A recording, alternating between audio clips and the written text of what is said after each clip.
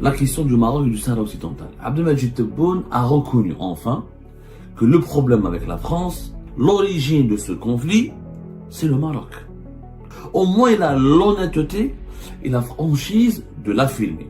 Est-ce la reconnaissance par la France de la marocanité du Sahara occidental l'été dernier, c'est en fin juillet 2024, qui a été le déclencheur de cette crise? L'opinion, question claire. Tebboune, réponse claire. Nous avons parlé avec le président Macron plus de 2h30 en marge du sommet du G7 à Paris le 13 juin dernier. Il m'a alors annoncé qu'il allait faire un geste pour reconnaître la marocanité du Sahara occidental. Vous faites une grave erreur. Vous n'allez rien gagner et vous allez nous perdre. Quand le chef de l'État dit que la France a perdu l'Algérie à cause du Maroc, il n'y a aucune position officielle de l'ONU qui dit que le Sahara occidental doit être indépendant. Donc il y a une erreur dans l'argumentaire du président algérien. Et une erreur qui peut être fatale pour l'Algérie. Je suis en conflit avec la France parce que la France a choisi le camp du Maroc. Mais il y a beaucoup de pays qui ont choisi le camp du Maroc. Les États-Unis d'Amérique en premier. Donc on va bousiller tout ça juste à cause du Sahara du Maroc. Est-ce que le Sahara occidental et le Maroc en valent la peine? La question du Maroc et du Sahara occidental. Abdelmadjid Tebboune a reconnu enfin que le problème avec la France a commencé, que la crise, que l'origine, le socle de la crise actuelle, ou du conflit, parce que pour moi il n'y a plus de crise, il y a du conflit. Une crise pour moi quand il y a les passagères, quand il y a des malentendus, quand il y a des incompréhensions, des tensions, mais qui sont encadrées ou qui sont résolues par du dialogue et de la concertation. Pour moi, nous sommes dans une situation de conflit. À partir du moment où les deux pays, les deux États ne se parlent plus, ne font que s'attaquer, riposte donne une contre-riposte, attaque contre-attaque qui génère une contre-attaque, et des reproches et des accusations en permanence, et un climat malsain et délétère, comme le dit lui-même Abdelmadjid Tebboune. L'origine de ce conflit, c'est le Maroc. C'est le Maroc, clairement il le dit Abdelmadjid Tebboune, au moins il a l'honnêteté et la franchise de l'affirmer.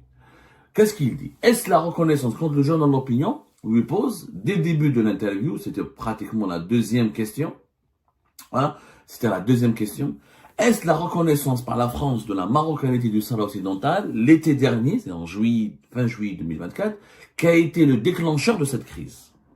L'Opinion, question claire. Tebboune, réponse claire. Nous avons parlé avec le président Macron plus de 2h30 en marge du sommet du G7 à Paris le 13 juin dernier.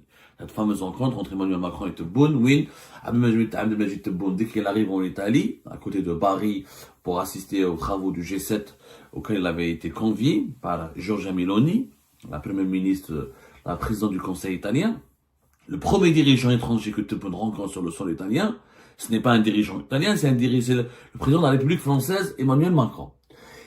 Regardez ce que dit Tebboune. Emmanuel Macron venait de perdre les élections européennes et avait annoncé la dissolution de l'Assemblée nationale. Il pensait de bonne foi qu'il pouvait compter sur les voix des Français originaires du Maroc et de l'Algérie pour, à l'issue du scrutin législatif, former une alliance centriste, lui permettant de poursuivre sa politique.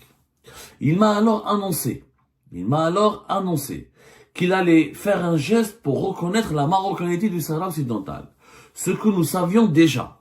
Tebboune n'était pas surpris. Il pensait qu'il savait déjà. Il avait des informations qui, le régime algérien avait des relais en France et les différents lobbies, cercles et organismes sécuritaires et politiques qui sont impliqués dans les relations algéro-françaises ont naturellement informé le régime algérien préalablement à cette rencontre du 13 juin que la France se dirige petit à petit, mais sûrement, vers la reconnaissance de la souveraineté du Maroc sur le Sahara occidental, comme l'ont fait l'Espagne en 2022, comme l'a fait les États-Unis d'Amérique en 2020. Voilà ce que a dit Tebboune à Emmanuel Macron. Vous faites une grave erreur. Vous n'allez rien gagner et vous allez nous perdre. Et vous allez nous perdre. C'est Tebboune qui a dit ça à Emmanuel Macron. Et vous oubliez que vous êtes un membre permanent du Conseil de sécurité, donc protecteur de la légalité internationale. Alors que le Sahara occidental est un dossier de décolonisation pour l'ONU qui n'a toujours pas été réglé. Les propos de Tebboune ont été clairs. Vous allez nous perdre. Tebboune avait dit à Macron, tu choisis le camp du Maroc, tu vas perdre l'Algérie. Et la crise a commencé là.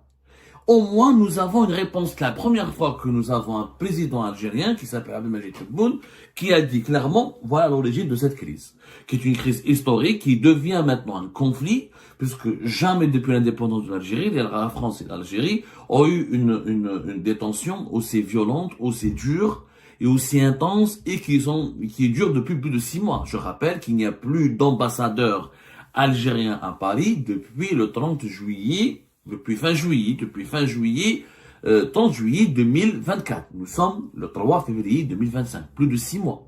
C'est du jamais vu dans l'histoire de relations bilatérales. Pourquoi? Parce que la France a reconnu la souveraineté du Maroc sur le Sahara occidental. Maintenant, Tebboune a été franc. Très bien, monsieur le président, c'est magnifique. Cette franchise, par contre, elle a une contrepartie. Maintenant, les experts internationaux, les dirigeants français, les dirigeants de l'Union européenne, qui sont les partenaires de la France et les alliés de la France, l'Occident, l'Union africaine, les instances internationales qui assistent et qui observent le développement de ce conflit algéro-français vont analyser les propos de Tebboune parce qu'il est président de la République. C'est pas Abdel Samad qui parle, c'est pas un ministre, c'est pas un député, c'est le chef de l'État. Donc c'est la voix officielle de l'Algérie. Il engage l'Algérie. Quand le chef de l'État il dit que la France a perdu l'Algérie à cause du Maroc. Maintenant, les gens doivent analyser, ils vont prendre des positions. Ils vont essayer de comprendre. Ils vont essayer de savoir qui a eu raison, est-ce que la France ou l'Algérie? Est-ce que ça valait la peine? La question est justement, est-ce que ça valait la peine pour l'Algérie d'entrer en conflit avec la France à cause du Maroc et du Sahara occidental? C'est ça le véritable débat aujourd'hui auquel j'invite moi mes amis, mes compatriotes algériens et mes amis français. L'histoire, les influenceurs, les migrants, tout ça, ce sont des conséquences qui ont émergé. C'est des suites c'est des résultats ou c'est des dégâts collatéraux, je dirais. C'est même pas, c'est des dégâts collatéraux du conflit qui a été déclenché par la reconnaissance de la France, de la souveraineté du Maroc sur le Sahara occidental. Il n'y aurait pas eu une crise des influenceurs, il n'y aurait pas eu Boualem Sansal, la crise de Boualem Sansal, il n'y aurait pas eu l'affaire des migrants et des expulsions des migrants algériens, il n'y aurait pas eu les enquêtes sur la grande mosquée de Paris et la dette la dette algérienne des hôpitaux français. S'il y avait tous les épisodes qui ont suivi plus tard et qui composent aujourd'hui un feuilleton, qui est le feuilleton du conflit Algérie-France, à l'origine, tous ces épisodes ont comme intrigue, la principale intrigue de ce feuilleton, c'est le problème du Maroc et de l'Algérie, autour du Sahara occidental. Maintenant, est-ce que ça valait la peine? C'est bien, moi j'aurais aimé, il n'y a pas eu, si j'étais à la plage, de toute façon, nous allons faire la démarche de demander une interview à Abdelmadjid Tebboune, parce que c'est bien que le président accueille des journalistes étrangers, pourquoi il ne devrait pas s'exprimer avec des journalistes algériens? Bon, je peux pas aller en Algérie, je suis condamné à mort, mais j'espère qu'un jour je pourrai y aller quand même pour retrouver mon pays, et j'espère bien interviewer le président de mon pays. Moi, j'aurais rajouté une deuxième question. Mais monsieur le président, est-ce que ça valait la peine de compromettre ou de bousculer ou de compromettre, le mot, de mettre en péril les relations stratégiques entre l'Algérie et la France à cause du Maroc et du Sahara occidental? Cette question ne figure pas dans l'interview. Je rappelle que si on suit le raisonnement de M. Tebboune, qui est un raisonnement juste, les arguments de M. Tebboune, c'est quoi? C'est que la France, elle est membre du Conseil de sécurité de l'ONU. C'est vrai. Membre permanent du Conseil de sécurité de l'ONU. Et qu'elle est protégée de ce point de vue-là, elle se doit de respecter la légalité internationale. Et elle se doit d'être la garante de la légalité internationale. C'est exactement vrai. Sauf que l'ONU ne dit pas que le Sahara occidental doit être indépendant. Il faut être juste et cohérent, parce que là, le président algérien, notre président Abdelmadjid Tebboune, il va être attaqué sur la pertinence, la véracité et la réalité et la correspondance de ses propos par rapport à la réalité de ce dossier. L'ONU ne dit pas que le Sahara occidental doit être indépendant. L'ONU, il dit que c'est un territoire qui cause problème, il est non autonome, il faut que son sort soit déterminé. Et son sort doit être déterminé par un référendum d'autodétermination. C'est-à-dire que les Sahraouis doivent choisir ou ils restent avec le Maroc ou ils deviennent indépendants. Mais l'ONU n'a pas pris de position. Il n'y a aucune position officielle de l'ONU qui dit que le Sahara occidental doit être indépendant. Donc il y a une erreur dans l'argumentaire du président algérien. Et une erreur qui peut être fatale pour l'Algérie. Tu dis que l'ONU classe un dossier de décolonisation. Ok, mais l'ONU n'a pas dit qu'il doit être décolonisé ou qu'il doit être indépendant pour autant. C'est aux Sahraouis de décider.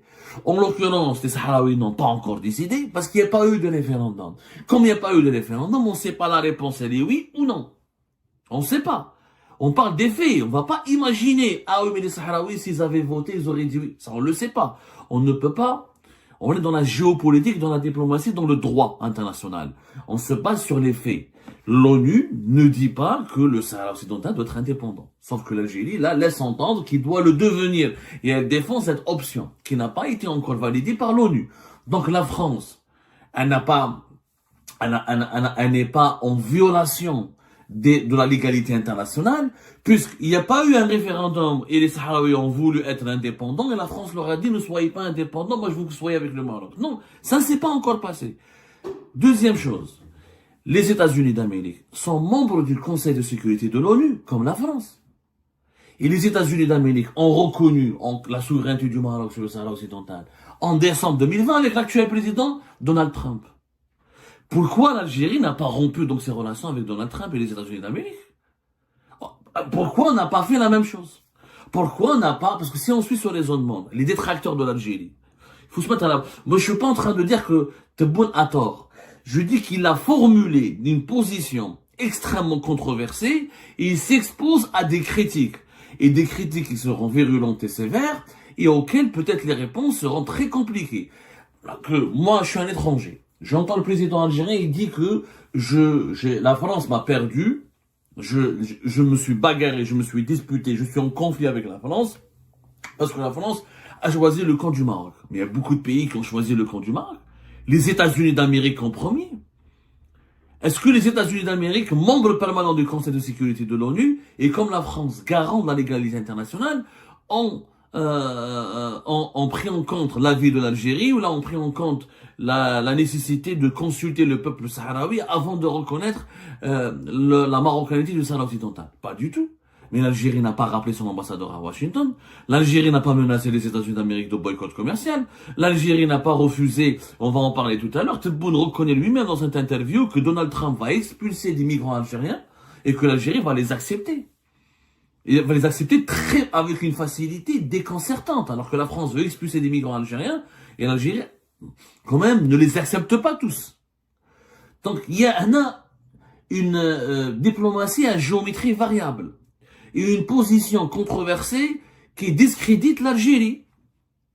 La manière avec laquelle ça a été formulé. Je dis bien, moi je me base sur les mots de Tebboune. Quand Tebboune a dit la position, on aurait aimé que la France nous a pas consulté, la France nous a manqué de respect, comment on se sent trahi parce que la France était notre partenaire, elle aurait dû nous informer, demander notre avis, se concerter avec nous. Non, c'est pas ce qu'il dit. Il dit, vous allez nous perdre. Tebboune a dit, c'est Tebboune qui a dit à Emmanuel Macron, vous n'allez rien gagner et vous allez nous perdre. Pourquoi Tebboune ne dit pas ça à Donald Trump? Pourquoi en 2020 on n'a pas dit ça à Donald Trump qui a reconnu lui aussi la marocanité du Sahara occidental? Pourquoi on ne le dit pas à tous les dirigeants de la Ligue arabe? Il faut savoir que tous les dirigeants de la Ligue arabe, le Qatar, les Émirats arabes unis, l'Arabie saoudite, l'Égypte, aucun pays arabe ne reconnaît le Sahara occidental.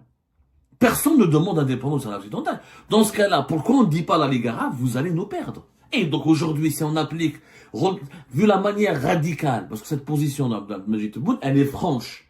La franchise, elle est louable. Mais cette franchise témoigne d'une radicalité. Tu es en train de te disputer avec la France, alors qu'il n'y a pas que la France qui a reconnu la souveraineté du Maroc. Tous les pays arabes. Pourquoi l'Algérie est au sein de la Ligue arabe? Le Qatar, qui est notre ami, le Qatar, les Émirats, on a de mauvaises relations avec les Émirats, et des relations très superficielles, je dirais même mauvaises avec l'Arabie saoudite.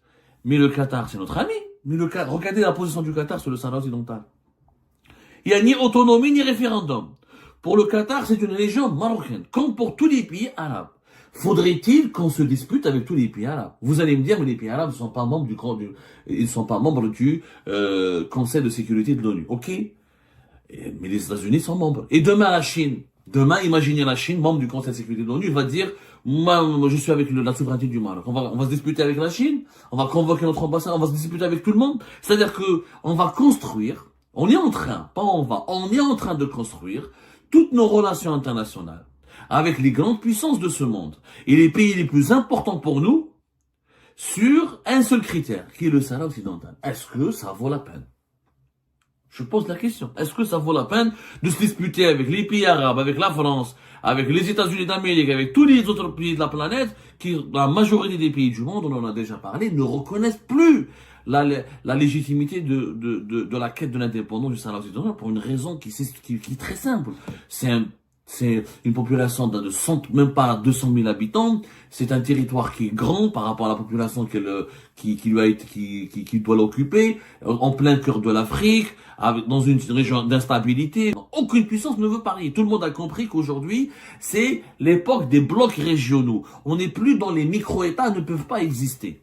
À l'exception des pays du Golfe, parce qu'ils sont très riches, aucun micro-État n'a réussi à exister. Il y a deux types de micro-États qui ont résisté, qui ont survécu dans le monde. Les monarchies du Golfe, parce qu'elles sont très riches, et elles ont le protectorat américain, le protectorat militaire américain, je fais un mot monnaie, ou parce que il y a les paradis fiscaux qui sont ou situés au sein du continent européen, comme le Liechtenstein ou quelques îles, etc., elles sont protégées par l'Europe et l'Occident, ou qui sont au large du Pacifique, les Vanuatu, les îles Vierges britanniques, je sais pas quoi, au large des océans, ils sont tellement loin, etc., qu'ils sont pas exposés encore. Même eux, ils ont des accords de défense, etc. Mais aucun micro-État n'a pu exister ou n'a pu survécu. On voit les petits États dans le continent africain, ou dans l'Amérique latine, etc., ils souffrent énormément. Énormément. Et leur souveraineté n'est pas respectée, leur sécurité nationale, elle n'est pas respectée, elle n'est pas garantie. Donc, la position de M. Tebboune va l'exposer à des critiques. Aujourd'hui, beaucoup de pays africains, qui sont membres de l'Union africaine, ne reconnaissent la souveraineté du Maroc. Est-ce qu'il faut se disputer avec... Donc ces pays-là, ils vont se dire, l'Algérie va se disputer avec nous. Ces pays-là vont se dire, l'Algérie va nous en vouloir. On aura de mauvaises relations avec eux. En plus, la relation avec la France, elle est particulière. Est-ce que ça valait la peine de compromettre nos relations avec un partenaire aussi important? Je rappelle juste les chiffres. La France, notre deuxième fournisseur, l'un de nos 3 ou 4 premiers clients. La France nous achète l'équivalent, en 2022, nous a acheté l'équivalent de 6 milliards d'euros de gaz. La France, elle est notre premier ou deuxième client de notre pétrole. Elle nous achète plus de 100 000 barils de pétrole par jour. C'est entre 2 et 3 milliards, ça dépend des prix du baril du pétrole et du gaz. Hein. Les prix du baril du pétrole et du gaz, ça varie. Si on gagne, des fois, ça nous a acheté pour 6 milliards en 2022. En 2023, c'était beaucoup moins. Mais en général, entre le pétrole et le gaz, la France nous achète entre 4 milliards et demi jusqu'à 5 milliards d'euros. C'est quand même l'un de nos principaux clients, en pétrole et en gaz. La société française CMA CGM, elle assure la moitié de notre fret maritime. La moitié, plus de 50% même, de toutes les marchandises que nous réceptionnons en France sont transportées par une compagnie française. Les liens économiques, j'en parle pas. La France a toujours été parmi les 3 fournisseurs de nos produits agroalimentaires. Les liens humains. Ok, vous allez me dire, Abdou, on peut ne pas consommer français. C'est vrai, on peut se disputer avec la France, ne pas consommer français. Mais il faut pas être hypocrite. On mange pas leur blé, mais on leur vend leur gaz. On leur vend notre gaz. Est-ce que l'Algérie peut se permettre de ne pas vendre du gaz à la France et ne pas gagner de l'argent? Parce que trouver un autre client, le vendre à d'autres pays, la Turquie déjà est notre premier client, le GNR, la Grèce aussi, mais remplacer le marché français aussi rapidement par un autre marché, c'est extrêmement compliqué, c'est des contrats, et c'est plus facile d'exporter notre gaz vers un pays plus proche de nous géographiquement comme la France, que vers un pays lointain qui est la Turquie ou d'autres pays asiatiques. Je te fais un moment. Est-ce qu'on va remplacer CMA CGM? Ok, ça se passera pas du jour au lendemain. On peut remplacer l'économie, on va dire qu'on va bloquer, on va plus consommer français, on va plus importer. Et les échanges humains. Okay. On fait plus de business avec la France. Ok. Et les échanges humains. En 2023, on a eu 4 900 000 passagers. 4 900 000 voyageurs qui ont voyagé entre l'Algérie et la France. 4 millions, c'est quand même impressionnant. 4 900 000 en 2023. C'est une augmentation de 114% par rapport aux 4 dernières années. 4 900 000. Air Algérie, wahadha, elle a transporté 2 900 000 passagers entre la France et l'Algérie. C'est quand même énorme. Il y a eu, c'est en calcul, plus de 43 151 liaisons aériennes entre la France et l'Algérie en 2023. Ça nous fait, et si on calcule bien, plus de 118 vols par jour. 118 vols par jour entre la France et l'Algérie. On va couper tout ça. On va tout arrêter à cause du Sahara occidental. C'est une situation de rupture. Quand on dit vous allez nous perdre, ça veut dire que vous allez nous perdre. Ça veut dire qu'on va perdre la France. La France, il y aura plus de passagers, plus de voyageurs. On fait quoi de ces millions d'Algériens et de Français qui connaissent le pays, qui sont les familles communes, les Franco-Algériens, les binationaux, les couples mixtes, les Français d'origine algérienne, les Algériens naturalisés. C'est une communauté de presque 5 millions de personnes, si ce n'est pas plus. Un Français sur ses relations avec l'Algérie. Donc on va bousiller tout ça juste à cause du Sahara et du Maroc. Est-ce que le Sahara occidental et le Maroc en valent la peine? Je vous remercie toutes et tous sans exception comme d'habitude pour avoir suivi les vidéos jusqu'à la fin et toutes nos vidéos. Je vous remercie pour vos commentaires et pour vos réactions. N'oubliez pas de nous laisser des commentaires sur le sujet de cette vidéo et aussi de vous abonner à la chaîne si vous n'êtes pas encore abonné. Donc voilà, je vous remercie encore pour votre soutien à la chaîne, pour vos abonnements et pour toutes vos réactions et pour vos commentaires très diversifiés. Et j'espère pouvoir toujours être à la hauteur de vos expectations. Donc voilà, merci encore une fois et à la prochaine dans une nouvelle vidéo. Au revoir.